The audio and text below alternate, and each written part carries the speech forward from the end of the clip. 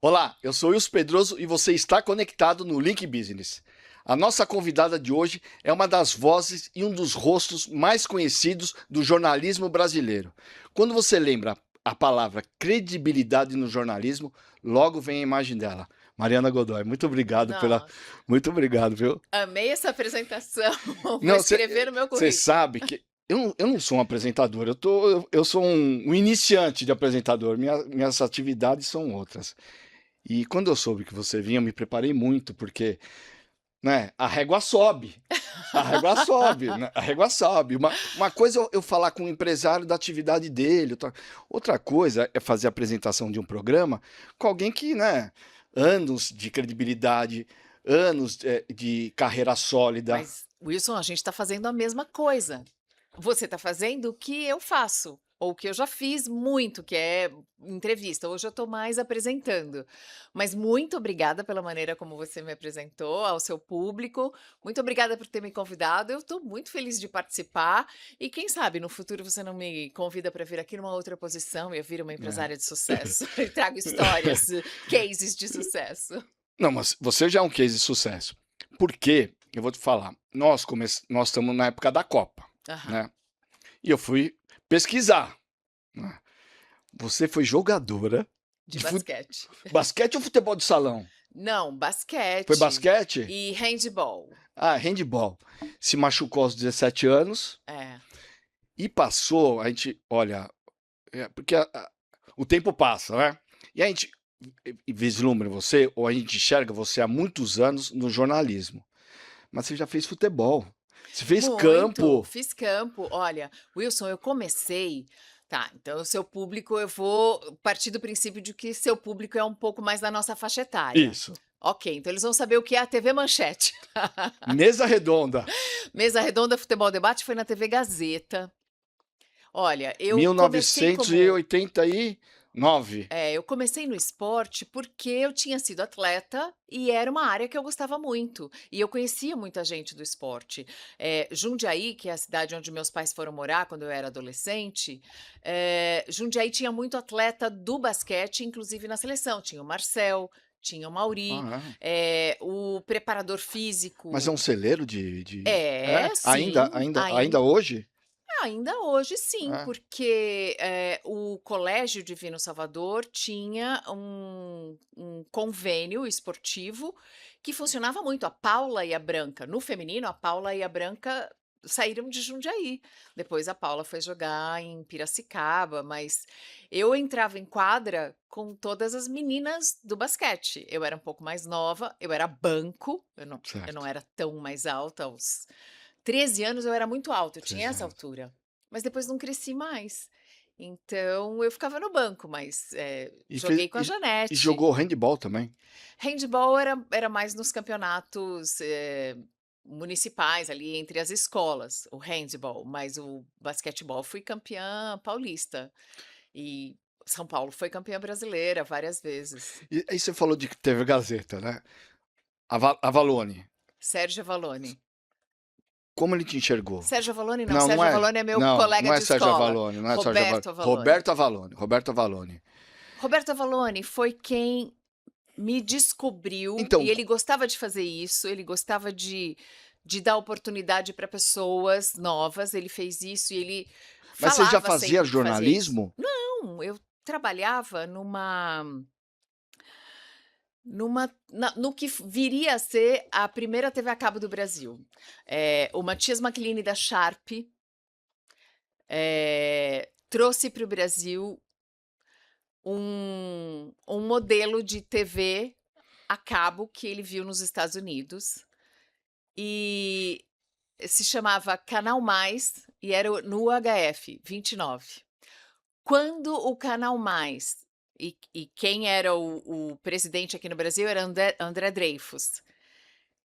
E era uma casa linda na Avenida Rebouças, mas era o início da TV a cabo, então era só uma casa com algumas poucas pessoas, fazendo a programação, e eu me lembro tão bem disso. Eu fazia o caderno da programação, e eu ia nas redações para dizer: olha, a gente vai passar PGA Tour, que era o campeonato de De golfe. golfe. A gente tem também Monster Truck, É, competições de Monster Truck. A gente tinha uma programação esportiva muito diferente para o padrão e para o gosto do brasileiro. certo. Mas eram testes ainda. E quando começou, tinha um decodificador e a gente foi para a TV Gazeta para anunciar o codificador e as primeiras, assinaturas. E a gente sorteava. E Ah, eu fui no programa da tarde, de sábado, que era um programa esportivo, para fazer o sorteio do decodificador e para explicar como funcionava a TV a cabo. E aí, o Avalone me viu e falou: "Você leva muito jeito para falar na televisão. Você não tem vergonha, assim, não é tímida, fala bem". Eu falei: "Que bom, muito obrigado". Ele: "Não, não, não, vem fazer um teste, vem trabalhar com a gente no Mesa mesa Redonda redonda. Futebol Debate". E foi uma aula, foi uma escola. Eu tinha 18 anos, era menina. Então, você chegou a fazer campo. Fazer Sim, campo. mas não só na Gazeta, mais na TV Manchete. Mas na TV Manchete? Mais na Manchete, porque na Gazeta eu fui bastante para campo, mas eu fiquei 1 ano na TV Gazeta, saí, e o filho do Osmar de Oliveira, lembra do Osmar de Oliveira? Lembro. Osmar de Oliveira era um jornalista que também era médico, Isso, ortopedista, que tinha isso. trabalhado no Corinthians, amava futebol, amava o Corinthians, e os filhos dele, mais ou menos da minha idade, me viram no Mesa Redonda Mesa e redonda. falaram: "Pai, essa menina é legal, ela é espontânea". E aí o Osmar, quando foi para a TV Manchete, me chamou para trabalhar lá.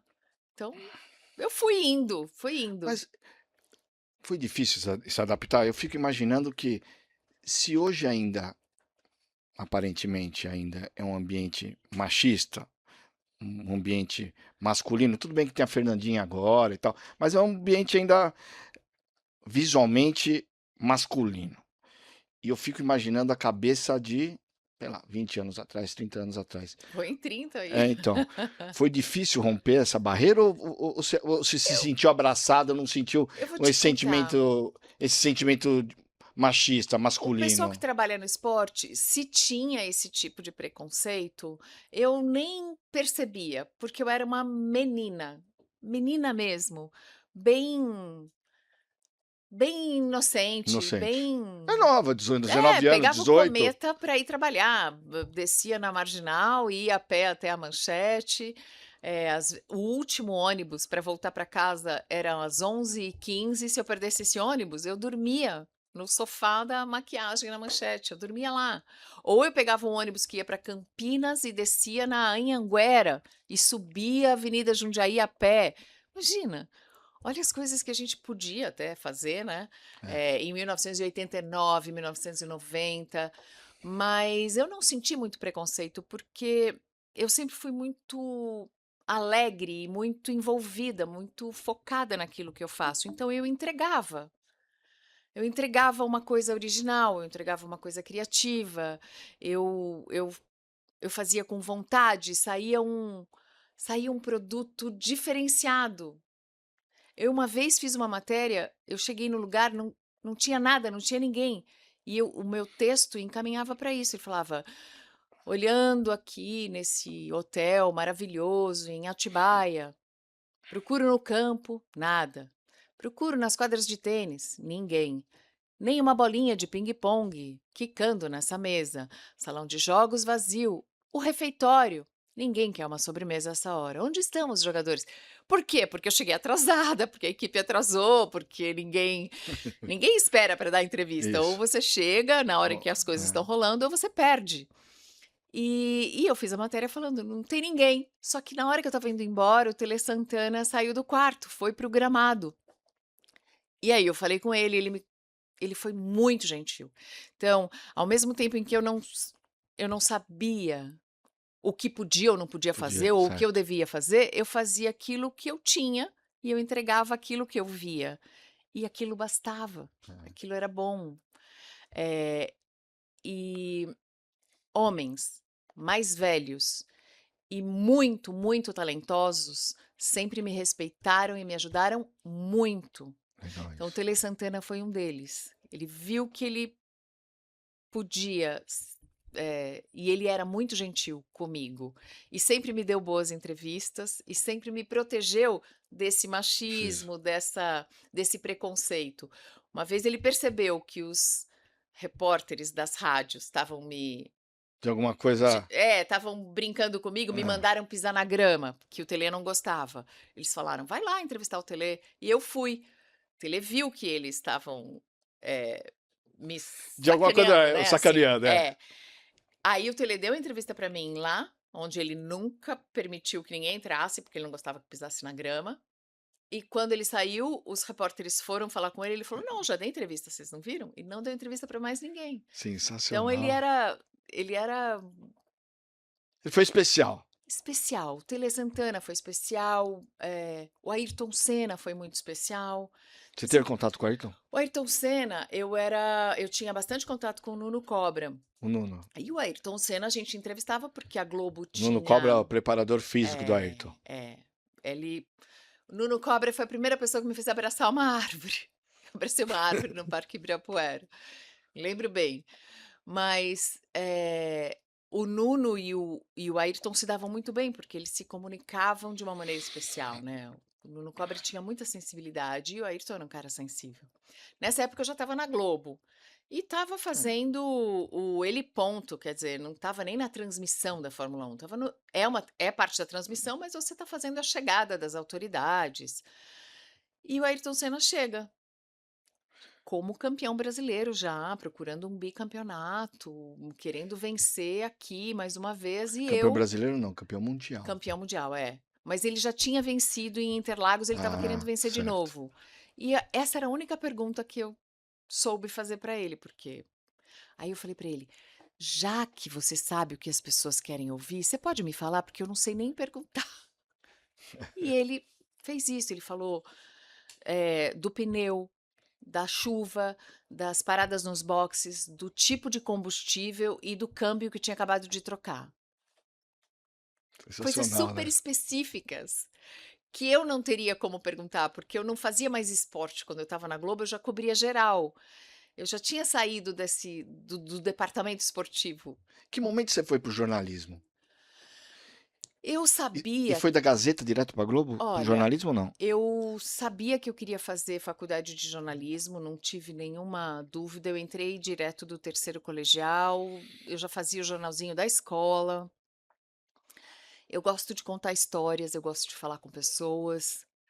Então, a TV Gazeta foi o meu primeiro estágio, porque era no prédio da minha faculdade, eu fiz Isso, Casper Liber. Casper Liber. E eu entrei na USP.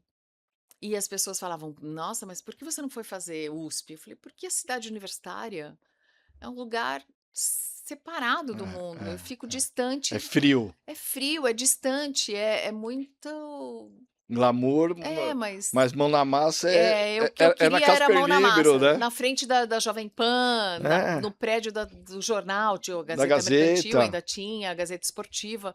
Falei: "Não, vou ficar onde as coisas acontecem". E não me arrependo. Mas eu fiz, o primeiro estágio que eu fiz foi na TV Gazeta, daí eu fui pra TV Manchete, aí da Manchete o Osmar de Oliveira foi para o SBT, por causa da Olimpíada de Barcelona, aí ele levou uma parte da equipe, eu fui para o SBT também, aí do SBT a gente arrebentou de fazer sucesso na madrugada, fez assim muito sucesso, a gente fazia um boletim olímpico às 2 da manhã que dava uma audiência absurda. E aí a gente acabou chamando a atenção da Globo, daí eu fui pra Globo. E o que que foi nessa trajetória o mais importante para construir uma carreira sólida, eh, com credibilidade, respeitada? O que que foi mais importante para construir para Olha, essa construção? eu não negocio ética, não negocio. Caráter, ética, isso é inegociável. Quando eu entrei na Globo, e aí já não era mais na parte esportiva, eu ia fazer geral, eu fiquei um pouco insegura, mas ainda assim eu era nova, porque eu tinha 22 anos. E eu fiquei 25 anos na Globo. Então eu entrei, assim, ainda um pouco insegura, mas eu sempre fui muito intuitiva, eu sempre ouvi muito a minha intuição. E eu nunca desobedeci essa minha voz interior. E uma vez me pediram para fazer uma receita de bolo, porque o programa era um programa ao meio-dia, era jornalismo, mas ele era mais voltado para dona de casa. E eu fiquei brava. Eu era menina e eu falei com a minha editora-chefe que eu tinha estudado muito e eu falava francês e eu falava inglês e eu tinha estudado, por que que eu ia fazer receita de bolo? E ela me perguntou: "Mas te ofende?" Falei: "Ofende? Não, não me ofende, eu só acho que é bobo". Ela falou: "Então, mas se você está fazendo, e se a gente te pediu para fazer, é porque o programa tem um público que tem esse perfil. A gente não está te pedindo fazer uma coisa que ninguém queira ver. Você está falando com a dona de casa, que está com a TV ligada nesse horário, que vai gostar. Aliás, a receita do bolo, ela é a, a, a parte mais acessada depois. É a que dá mais procura, mais retorno. Então, ela me disse uma coisa que foi muito importante, e eu, quando aprendo alguma coisa, eu levo para a Hum, vida. hum, Ela falou: "Você vai fazer, ao longo da sua carreira, você vai fazer um monte de coisas que você não gosta.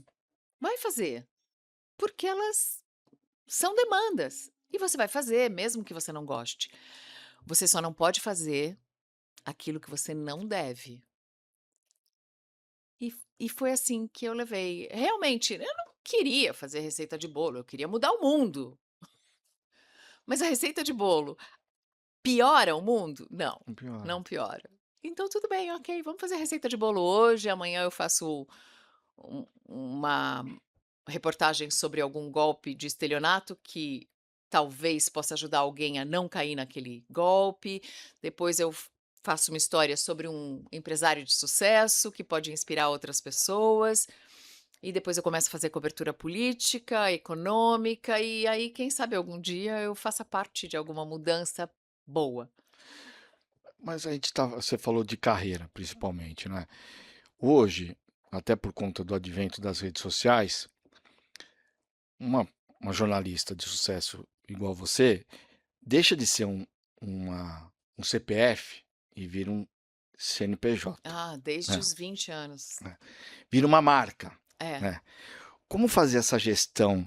Porque vira eu imagino que a carreira deixa de ser algo uma carreira, uma coisa própria, para virar uma gestão como se fosse uma empresa. vira, claro.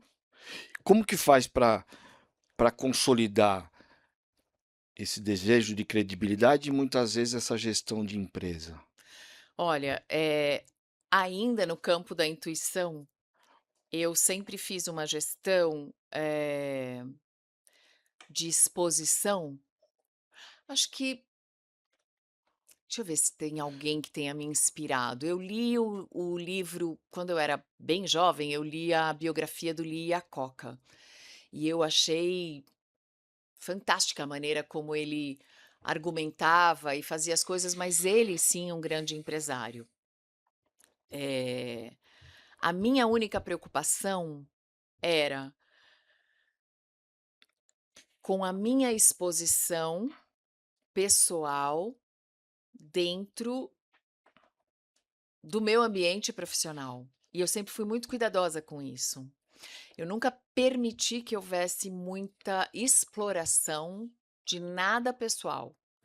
Porque enquanto você está construindo uma carreira, não interessa quem você é, interessa o que você faz e como você faz.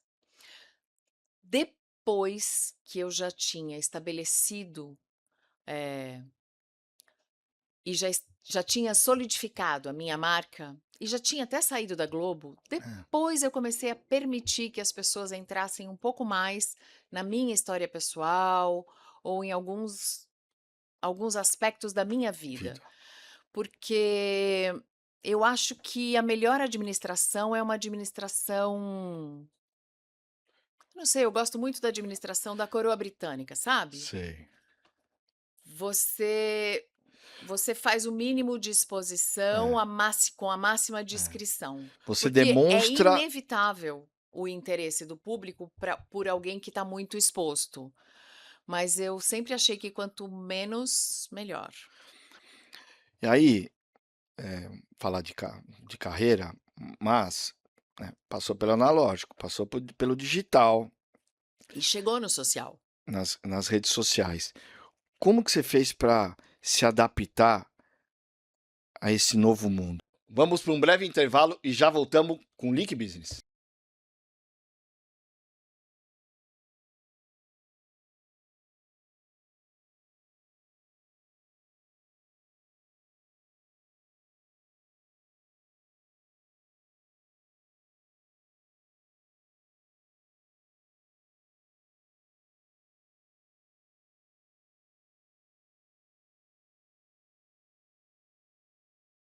Voltamos com Link Business. Mariana Godoy, essa fera em jornalismo, uma marca. A gente estava falando no bloco anterior, que eu também passei por isso. Eu só não fui do jornalismo, mas eu passei pelo analógico, passei pelo digital e hoje nós estamos nas redes sociais. Como foi para se adaptar? Então, eu sou jornalista do tempo da máquina de escrever. Hamilton era a minha. Eu fiz Senac. A SDFG, Cedilha LKJH. E as notícias internacionais chegavam pelo telex, muito tempo depois por fax. Eu vi a implementação dos computadores nas redações. E foi tudo muito interessante. Quando as redes sociais chegaram, eu também achei muito interessante e usei muito no começo. Usei o Twitter, era a minha preferida. Eu trabalhei na Gazeta, Manchete, SBT, Globo. Fiquei 25 anos na Globo, mas os últimos 5 eu estava na Globo News. Na Globo News, eu fiz um programa chamado Jornal das 10. Eu lembro. Um jornal incrível, num horário ótimo. A gente tratava de temas importantes, atuais, política, economia, notícias internacionais, com uma equipe maravilhosa, Ele era amplo, né? amplo. Não, foi o jornal que lançou Tony Denúcio, Renata Lopretti, Andréa Sadi, Pedro Vedova, Rodrigo Carvalho, tudo eu apresentando E essa turma, né? e pondo no ar um programa que dava, assim, muito orgulho em toda a equipe. Era incrível esse programa. E a gente fez uma cobertura da eleição do Barack Obama, era a reeleição do Obama, e a nossa diretora na época era muito criativa e corajosa, porque uma coisa é você ser criativo e na mesa de um bar ficar conversando com seus amigos sobre o que você gostaria de fazer e reclamando de quem não faz. A outra coisa é uma pessoa que, além de criativa, é corajosa e faz. E a Maria Eugênia era essa pessoa, ela fazia. Então, a Globo News nessa época ganhou vários prêmios de chamadas, de programas que fazia, porque era muito inovadora. E a gente fez essa cobertura junto com o pessoal do Manhattan Connection. Então era Pô, Diogo Mainardi Mainardi. com Lucas Mendes, o Caio Sensacional. Blinder, então era muito bom. Era Eu sensacional. estudei pra caramba e o Caio foi muito gentil, assim, nos elogios, ele falou: "Mariana, que bom ouvir e saber que você sabe", porque eu fui estudar todos os todos os detalhes, né, todas as características dos republicanos, dos democratas, a maneira como a eleição é feita nos Estados Unidos, porque é completamente diferente. Isso. Quando eu vou fazer E é uma complexa. transmissão, eu me aprofundo no tema. E aí, a gente fez essa transmissão e tinha que esperar a confirmação da da apuração. O resultado. Ah, quem espera? Diogo Mainardi espera? Diogo começou a falar: "Ah, Obama está reeleito". E aí o meu diretor, no ponto, falava assim: "Vamos esperar a Não CNN, crava, não crava. vamos esperar uma agência internacional". Só que aí eu olhei no Twitter e o Barack Obama tinha tweetado uma foto com a Michelle e escreveu 4 more years, mais 4 anos. Ah, por que ele ia escrever mais 4 anos se ele não tivesse sido reeleito?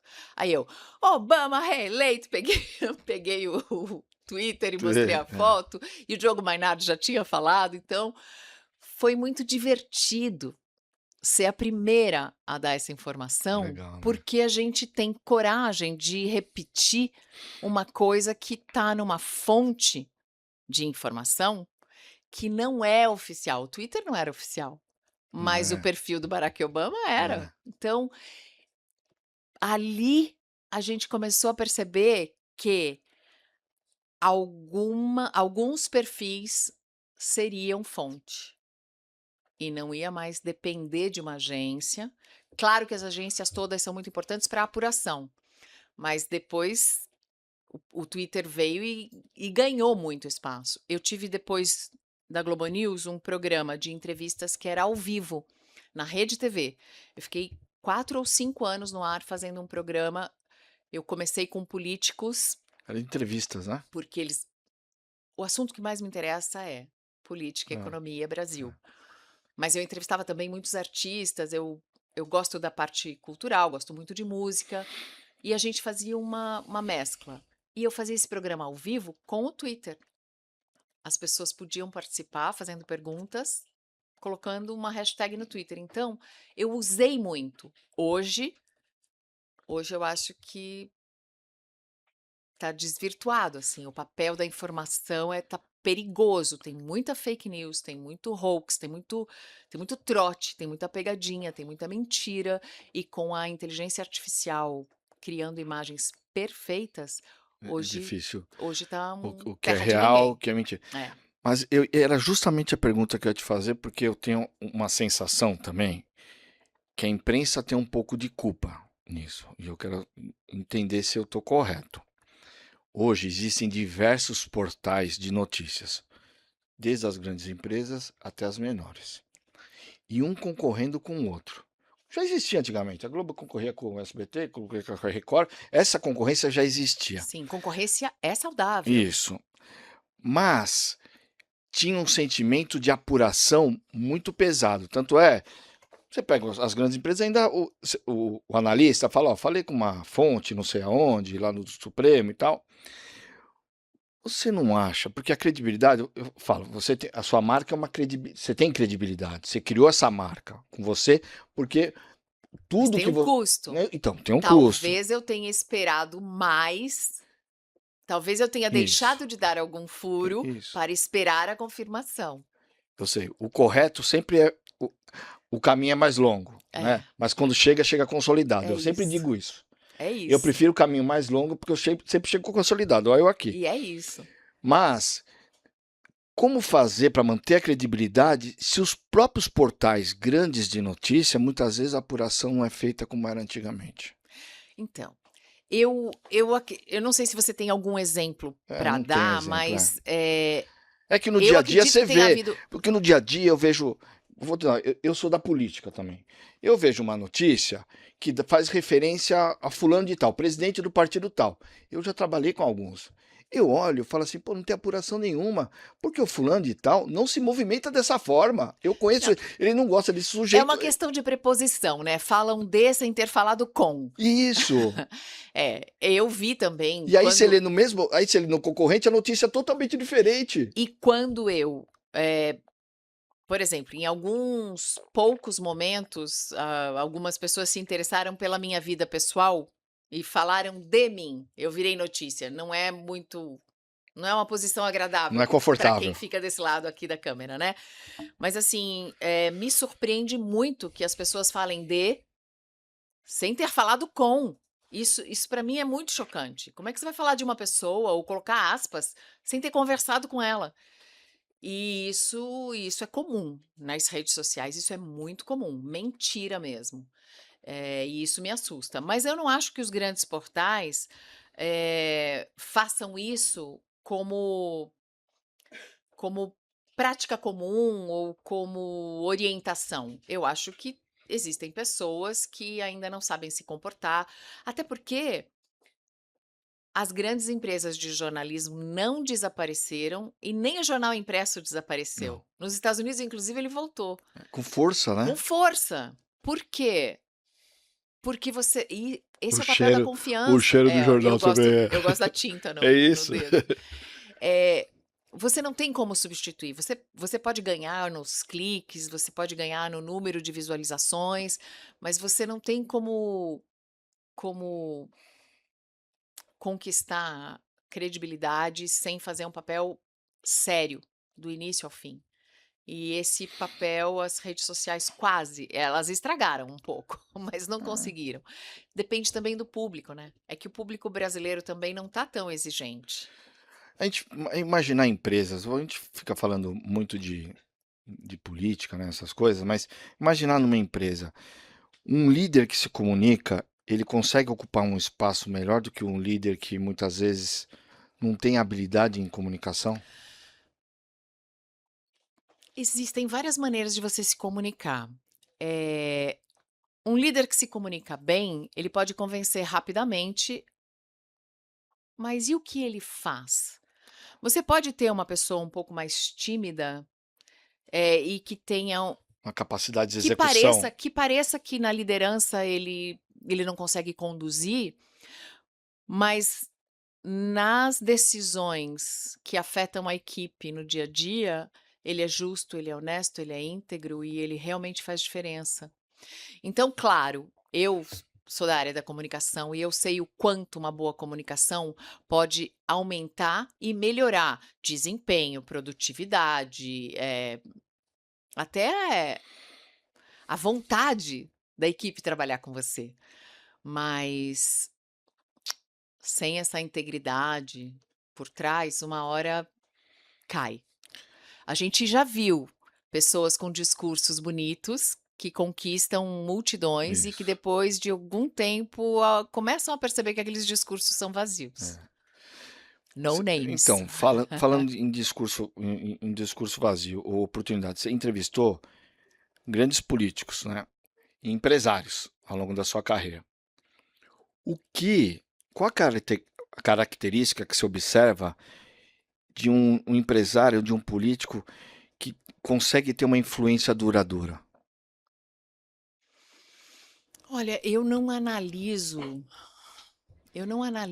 os meus convidados pessoalmente, assim, eu não tenho: Não "Ai, tem? gostei mais desse, gostei mais daquele", porque eu sei que cada um tem a sua história, cada um tem o seu trajeto e cada um tem o seu tempo, né. Os políticos de antigamente, Nossa. os políticos de hoje, eh, o momento em que o país vive, o o povo que vota e que escolhe. Então, agora, eu consigo destacar, por exemplo, o Paulo Maluf. O Paulo Maluf é um Ah, case de ok, comunicação. sucesso. Não respondia Eh, nada. e e E e respondia. respondia. Paulo Maluf meu filho, que nem assiste televisão, falou falou para mim outro dia, tem uma geração que não assiste muito televisão, né, O quase meu, eu não nada. sei a idade do senhor, meu 13 anos, Mas não sabe nem o que é o Jornal Nacional. ele tem um recorte ele tem um recorte de uma entrevista que eu fiz com o Maluf, e ele falava assim: "Mãe, esse Maluf é ótimo, hein?". Você perguntou para ele: "O senhor está sendo procurado?", e ele respondeu: "Mas eu tô aqui". E foi exatamente assim. Quando o Paulo Maluf foi colocado na lista da Interpol, eu disse: "O senhor está sendo procurado". Ele: "Procurado por quem? Eu tô aqui". "O senhor está foragido". "Não, não tô foragido, eu tô aqui na tua frente". Maravilhoso. Ele tinha um jeito de responder, eh, inclusive uma vez, eu acho que ele fez uma pequena, não uma ameaça, porque as pessoas se conhecem e se conversam e se falam. Eu fui fazer uma entrevista com o Paulo Maluf sobre Água Espraiada, Avenida Água Espraiada, e aí eu perguntei do Isso. superfaturamento, mas eu só fazia isso e ele falou assim: Doutor Roberto, sabe que a senhorita está me fazendo essa pergunta? Eu falei: "Sabe, inclusive foi ele que me mandou pra vir aqui". Tinha Sensacional. um É, negócio tinha, de, é uma sabe, ameaça velada, né. eu sou Vou amigo eu vou sou ligar para o amigo do seu seu chefe, patrão, vou é. ligar para o seu chefe. Mas é essa coisa, o doutor Roberto falou, na época da ditadura, não foi o doutor Roberto Marinho que falou: "Dos meus comunistas cuido eu"? É, Assim, você tem que ter uma proteção na empresa onde você trabalha para se expor. Agora, eu trabalhei numa redação num período em que também, não por minha causa, porque eu nunca fiz questão de extrapolar muito, mas, eu soube de vários políticos que ligaram para a redação pedindo cabeça de jornalista. e E deram. não, eu fico muito orgulhosa de Ah, ter visto chefias que seguraram Caco Barcelos depois da produção e da publicação do livro Rota 66. O Caco tinha segurança para sair na rua, ele virou correspondente internacional para sair um um pouco pouco aqui do daqui. Brasil. Então, Caco é assim, sensacional, né. é. Então eu vi coisas e tenho orgulho de Viu dizer que vi tentativa de que vi de uma proteção. legal. Mesmo que a reportagem não tenha ido para o ar daquele jeito que alguém gostaria que tivesse ido, o jornalista foi preservado, porque ele tem uma função, ele tem uma missão. Ele não pode ser tolhido, ele não pode ficar com medo de não ter dinheiro para pagar as contas, de não conseguir sustentar a família. Você não pode ter um jornalista que trabalhe com medo, senão não é jornalismo, é assessoria de imprensa. Aí estamos falando de outra coisa. A gente faz a gente pode trabalhar de um monte de maneiras, mas jornalismo tem que ser investigativo, tem que fazer a denúncia, tem que acompanhar, tem que ir até o fim, tem que pressionar, tem que ouvir todas as versões. E como que faz para continuar relevante o jornalismo nesse ambiente que a gente vive hoje de redes sociais, de uma quantidade imensa de Quem informações? determina a relevância ou não é o público,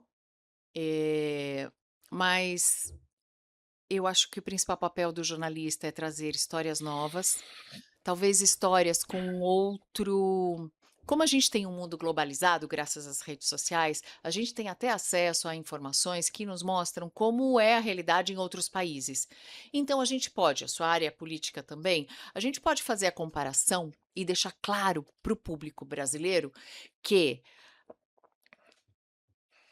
a elite política do Brasil, só que está em Brasília, só o nosso Congresso, custa mais do que custa a família real britânica para todos Absurdo. os contribuintes do Reino Unido. É isso, assim, tem algumas disparidades, alguns exageros, algumas coisas tão absurdas que a gente pode usar a globalização da informação para comparar e oferecer isso para o público. Agora, se o público quer que isso se mantenha para um dia vir a fazer parte desse esquema, é uma opção. Se o público quer que isso termine para que o dinheiro seja alocado em questões mais importantes, isso depende do povo. É o povo que determina a sua relevância, o seu futuro, o seu caminho, quem vai governar. A gente costuma olhar muito para quem tem o poder, mas a gente nunca olha para quem deu o poder. É. E eu acho que a gente tem exatamente aquilo que a gente constrói como base de nação, como povo. É isso que é importante. Redes sociais, mas tem também a tecnologia, né, inteligência artificial. Tanto é que em um dos momentos você disse que hoje a gente tem dificuldade de saber o que é verdade ou não um vídeo. Se se a gente quiser, a gente monta eu entrevistando você aqui via inteligência artificial, sem estar nenhum dos Tem 2. um filme com Dustin Hoffman, Wag the Dog. Eu não sei como ficou a tradução Para o Brasil. para o Brasil, mas é um filme em que ele é um produtor de Hollywood e ele faz. O presidente dos Estados Unidos precisa de uma distração, ele inventa uma guerra e ele cria tudo isso para Passa na desviar a TV. atenção, passa na TV. Wag the Dog é um super filme e é sobre isso. E como que você enxerga que a inteligência artificial vai impactar a comunicação e o jornalismo? É, vai estragar um pouco. Eu acho que a inteligência artificial precisa ser, ou pode ser, usada, mas por quem tem inteligência de fato, inteligência real. Mas eu me preocupo com as próximas gerações. Eu me preocupo com uma geração que não sabe escrever com letra cursiva, que não sabe ler com letra cursiva, que não sabe falar outros idiomas, que não estuda outras culturas, que não lê um livro impresso, que não consegue entender contexto e reage emocionalmente a qualquer coisa. Contexto. Em que época foi? Por que aconteceu? O que estava acontecendo naquela. Não tem mais contexto. Vira tudo uma reação emocional. Eu me preocupo com as próximas gerações. Hoje, usar a inteligência artificial para fechar um texto, para ser mais rápido, tudo bem, eu digito rápido. Eu não uso. Eu confesso que eu não uso. Eu não condeno quem use, desde que tenha a inteligência primária e que seja pensante de fato. Porque eu não gosto da inteligência artificial. Eu não gosto de nada artificial, tá, gente? Eu sou super orgânica na alimentação e eu vou me manter assim. Acho que eu vou morrer assim. Meu sonho é ter um sítio e criar galinhas, Wilson. É? É. Boa. Quero pegar os Aquela ovos do aquela galinheiro. foto lá de Jundiaí, lá De atrás, Amparo ainda. Minha família é de Amparo. Amparo. A gente se mudou para Jundiaí, eu ainda tinha uns 10, 12 anos, mas eu morei inclusive em Amparo muito tempo. Minha família toda é de lá, do meu pai, da minha mãe, eles tinham fazendas de café. Mas eu gostaria muito de acordar com o som do sabiá. Super papo, vamos para um breve intervalo e já voltamos com Leak Business.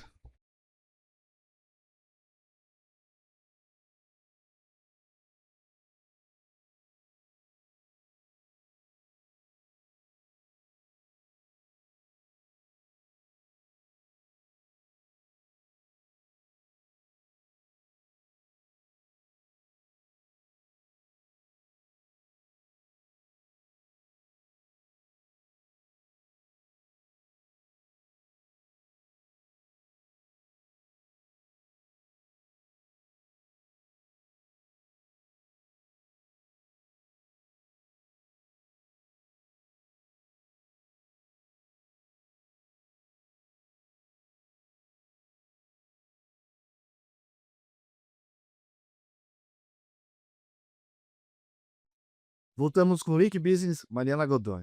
Mariana, nós estávamos falando no outro bloco sobre inteligência artificial, as novas tecnologias. Principalmente para nós, que vamos dizer, que vem do mundo analógico, ele assustou um pouco. Mas como o jornalismo pode ajudar nesse mundo tão complexo de tecnologia que nós estamos vivendo e enxergando? Olha, o jornalismo tem sempre o mesmo papel, de relatar os fatos. E usar a inteligência artificial para fazer pesquisa, eu não sou contra. O que me preocupa na inteligência artificial é que ela substitua a inteligência real e que as pessoas, nas próximas gerações principalmente, não tenham mais a capacidade de fazer um levantamento, de fazer uma consulta num arquivo, de compreender um texto mais elaborado. Eu acho que a gente está ficando a gente está criando uma geração um pouco rasa na compreensão. Quem é que se comunica com emoji? Então, tudo bem. Eu acho muito bonitinho. Acho- É, é muito bonitinho, é muito engraçadinho, mas isso não pode se transformar no principal meio de comunicação. Então, eu tenho um pouco de medo, mas talvez seja o medo que todas as gerações antigas passaram quando viram uma modernidade, alguma coisa disruptiva começando. A forma do seu pai se comunicar é diferente de quando você era jovem. Sim, E a do meu avô, Isso, e essa nova geração é a mesma coisa. é. Nós que não. Eu acho que faz parte, eu acho que acho que talvez o meu medo venha do fato de eu estar envelhecendo mesmo. Claro que eu tento acompanhar, mas tem muita coisa que não me desce. Eh, eu prefiro escrever corretamente. Então, assim, algumas coisas me causam muita estranheza, mas eu sei que isso tudo é uma nova maneira de se comunicar e vai fazer parte da língua. Daqui a pouco vão criar novas regras para incorporar tudo isso que hoje eu acho que está errado. Mas a única coisa que me preocupa é que as pessoas, troquem a delícia de pensar pelo conforto de não pensar em nada. Isso para mim é um tipo de vício, como na música do Pink Floyd, "Comfortably Numb", que você está confortavelmente anestesiado por uma droga. Essa tela na mão o tempo inteiro, já foi comprovado que tem um efeito prejudicial no desenvolvimento do cérebro das crianças e dos adolescentes, e eu acho que a gente hoje já tem vários países no mundo que proibiram redes sociais para menores de 15 anos, mas eu acho que a gente já tem uma geração que foi afetada por isso. Vamos ver o que vai acontecer no futuro. A gente ainda vai viver mais alguns anos para presenciar como será o futuro. Eu acredito que o mundo deu uma desorganizada, né? Não por causa da inteligência artificial, mas deu uma desorganizada. O meu sentimento até a semana passada eu entrevistei uma pessoa chamada Farinaso, que tem tudo de geopolítica, de guerra, foi capitão da marinha, piloto de avião.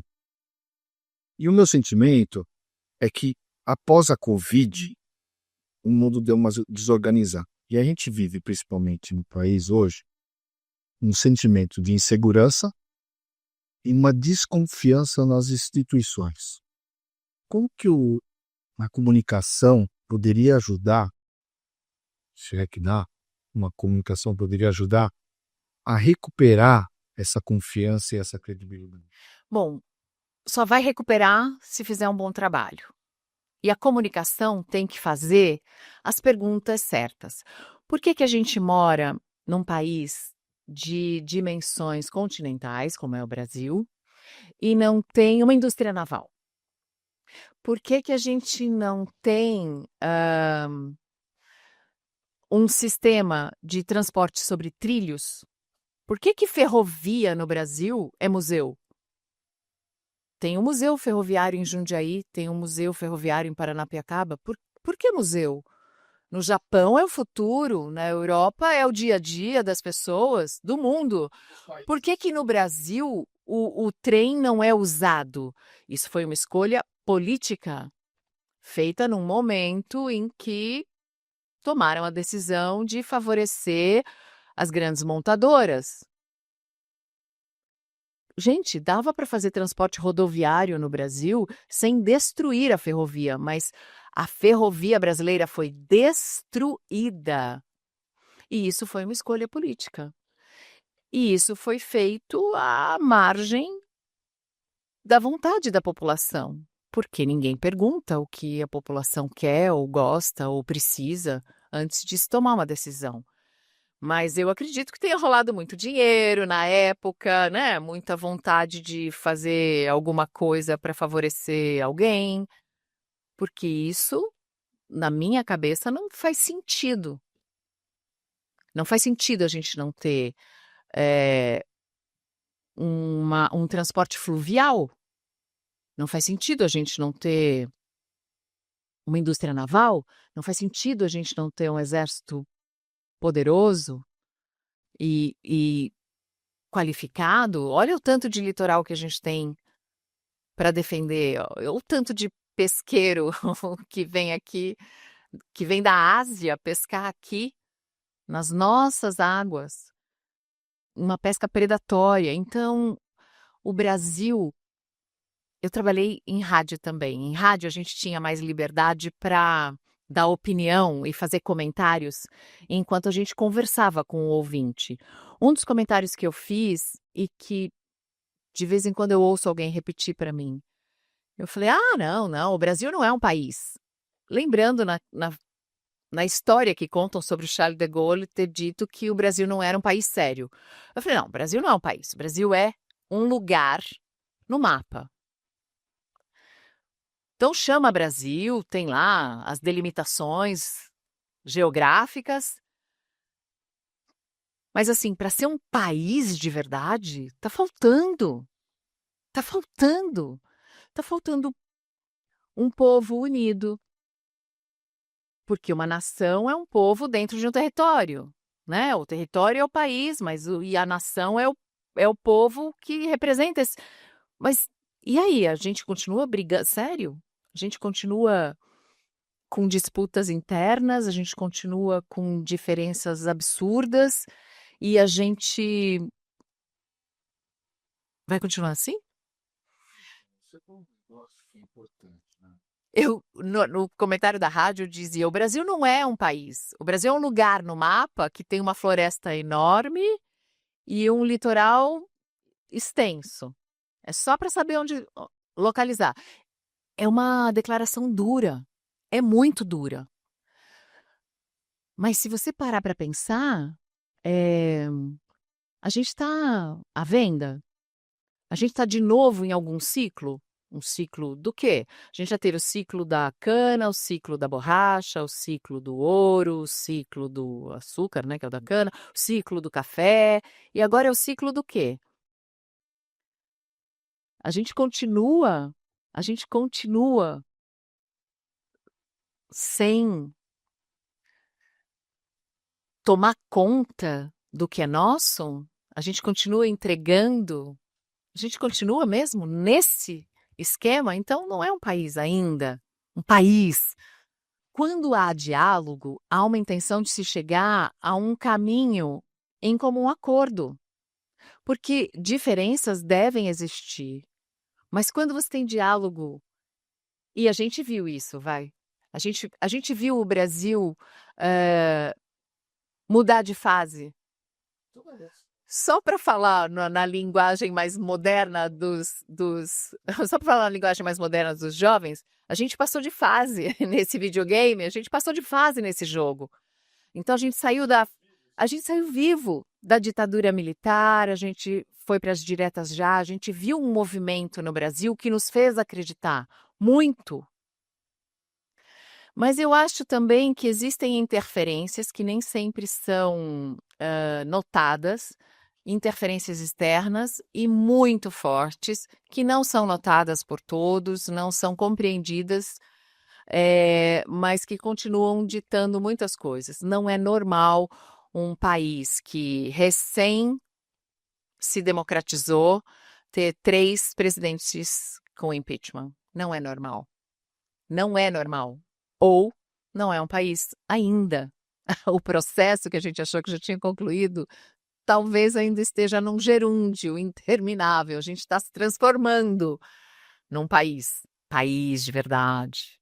Você entrevistou pessoas assim de, não vou falar só top, não vou falar mal, mas se você for ver sua carreira, Eu entrevistei o Ike Batista como empresário, que você gosta de empresários, então o Ike Batista foi uma entrevista incrível que eu fiz com um empresário que contou algumas coisas de bastidores, contou como foi afetado por decisões, algumas políticas, outras dele mesmo, né, empresariais, os problemas na justiça. Então, mas qual foram as lições, né? Você falou um deles, Eike Batista.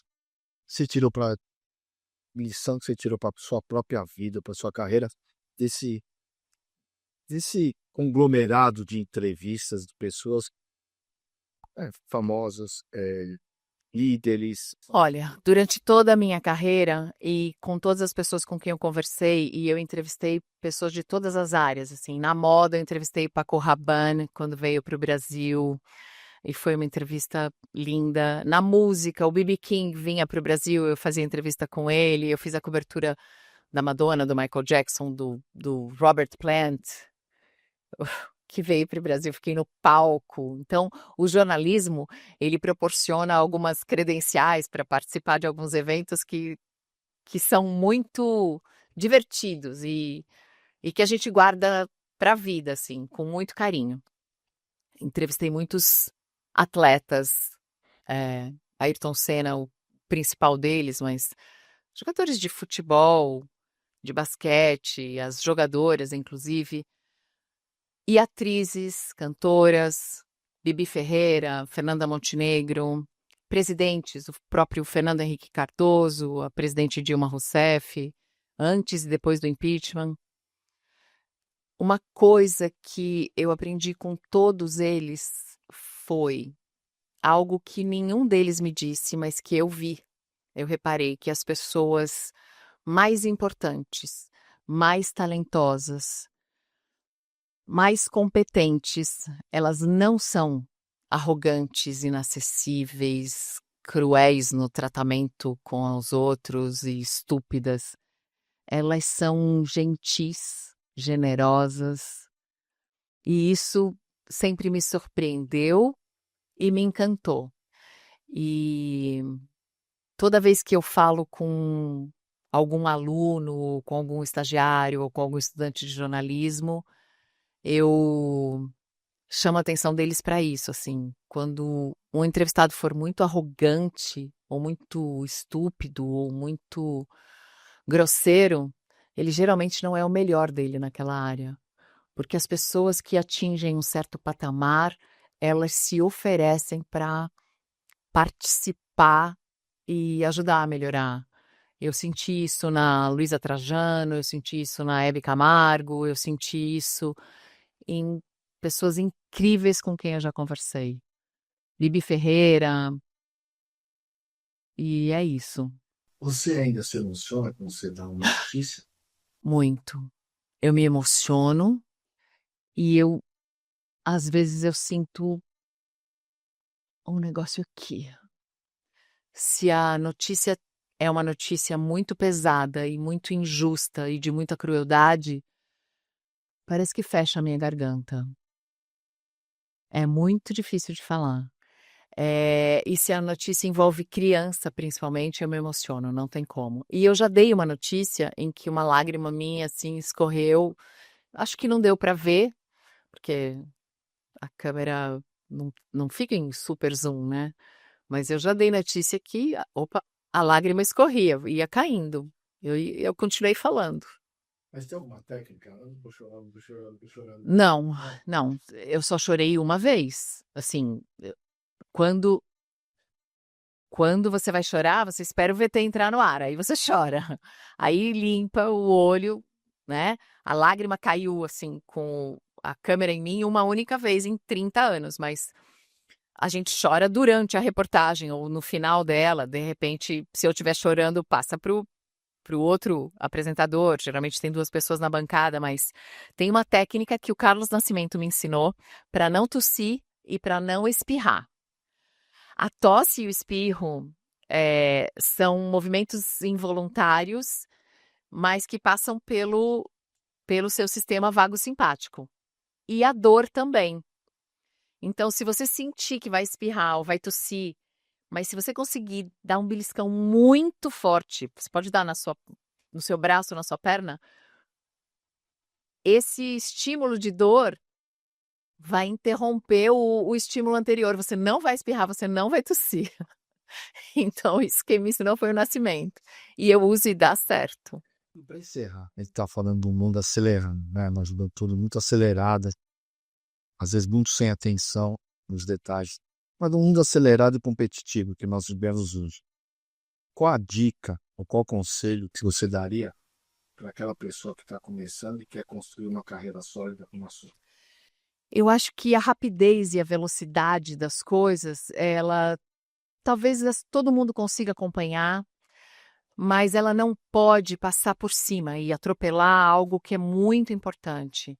A sensibilidade, o carinho, a empatia, a compaixão, alguns valores que são valores que você traz de um núcleo familiar Eles não podem desaparecer nem no seu trabalho, nem no seu dia a dia, nem na comunidade e nem na população em geral, porque senão a gente perde, a gente deixa de ser gente. Eu acho que o que nos faz gente, ser humano mesmo, é a capacidade que a gente tem de se emocionar e de ter empatia e compaixão pelo outro, pelo próximo. Quando tudo vira número, vira disputa e a gente deixa de ter essa sensibilidade de enxergar no outro alguém que poderia ser da nossa família ou que poderia ser alguém como nós mesmos, eu acho que aí a humanidade não tem mais jeito, aí eu já vou querer que a inteligência artificial assuma, porque a gente está vendo, principalmente nas notícias. Sabe que a gente deu uma notícia uma vez sobre jovens que fazem maldades, crueldades com animais para participar de brincadeiras no TikTok. De brincadeiras de crueldade, de competição. Mas elas extrapolam para maldades e crueldades com seres humanos, com pessoas que vivem em situação de rua. E isso daí para virar um negócio absurdo, tudo bem, é numa proporção muito pequena, mas está fazendo parte da nossa sociedade hoje, está fazendo parte do que nossos jovens estão vendo hoje. Eu acho que aquilo que você consome entra dentro de você e passa a te alimentar. Você se alimenta de tudo que você vê, e isso vale para a música que você escuta, para o livro que você lê, para o filme que você assiste. Então, eu sinto um pouco de medo do que as pessoas estão tendo acesso, mas é porque as notícias têm sido muito ruins ultimamente. Foi uma aula que nós tivemos aqui hoje, não foi uma entrevista. Imagina, foi um bate-papo super gostoso, espero que você me convide mais para um café. Obrigada, Wilson, amei. Obrigado por você que nos acompanhou nesse novo episódio do Link Business. A entrevistada de hoje, Mariana Godoy, uma das principais vozes do jornalismo brasileiro. Credibilidade se mistura ao sobrenome dela. Falou, valeu, até o próximo episódio.